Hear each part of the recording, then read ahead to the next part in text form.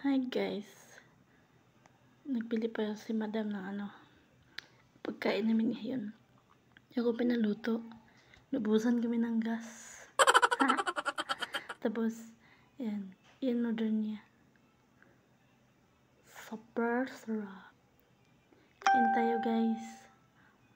Pangmalakasan to na pagkain dito sauce yan, tomato, anong nilagay niya, hindi ko alam yan.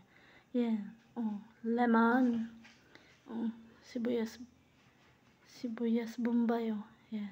Sarap yan sa sauce guys. Yellow rice, yan pagkain nila guys. Magmukbang kami ngayon guys. Magmukbang kami ng yellow rice at chicken. Parang mang inasal, lechon chicken. Yan guys, masarap talaga pag kamay. Ayan Nag-gloves ako niya kasi para di siya lagi kang hugas-hugas ng kamay. Para walang sabit. Yan na guys. Dito matagal ka nagsabot. Kailangan mo talagang kumain ng yan. Sarap lang yung sibuyas dito, hindi siya para sa Pinas na maanghang. Yung sibuyas nila yan. Yan, sarap din guys. Tagal-tagal na rin na hindi ako nakakain ng ganitong sibuyas. Kaya, na-miss ko. Yan, kinain ko na yan. Pati sibuyas. Yan, hilaw. Ayan. Gutom yan kasi anong oras na yan 3:00 na. Tapos pa kami dun sa labas. Kaya nagutom si Manay.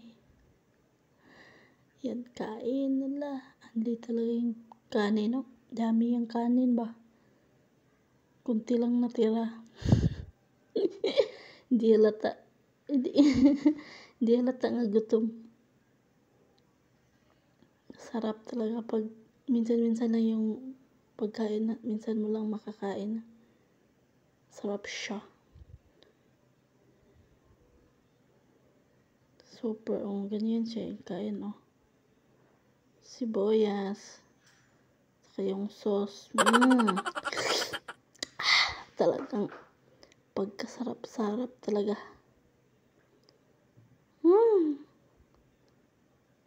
Tagal ako natapos nito.